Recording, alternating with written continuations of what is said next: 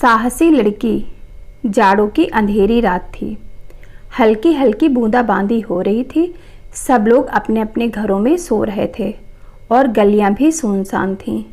उस रात घर पर नंदिनी, उसकी मम्मी व दादी ही थीं। उसके पिता को किसी काम से शहर जाना पड़ गया था।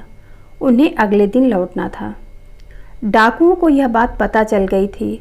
वे छत के रास्ते नंदिनी के घर में घुस आए थे। घर में चलने फिरने की आहट सुनकर बूढ़ी दादी की आंखें खुल गईं। वे समझने का प्रयास कर रही थीं कि आखिर कौन हो सकता है। उन्होंने पूछा, कौन है? कोई जवाब न पाकर दादी ने अपने बगल में लेटी हुई पोती नंदिनी को जगाया।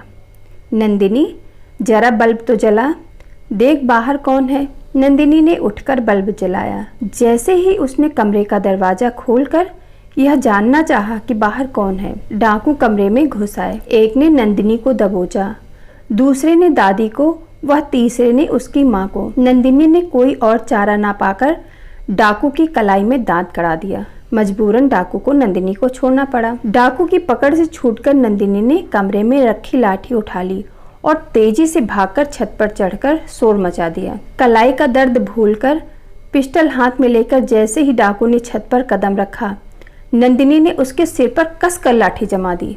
लाठी लगते ही डाकू सीढ़ियों के नीचे लुढ़क गया। तब तक दादी भी डाकुओं की पकड़ से छूट चुकी थीं।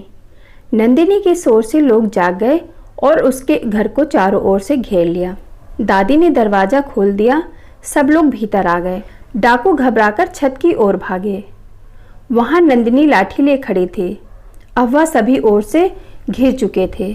सब लोगों ने मिलकर डाकुओं की जमकर धुनाई की और रस्सियों से बांधकर मुखिया के यहाँ ले गए।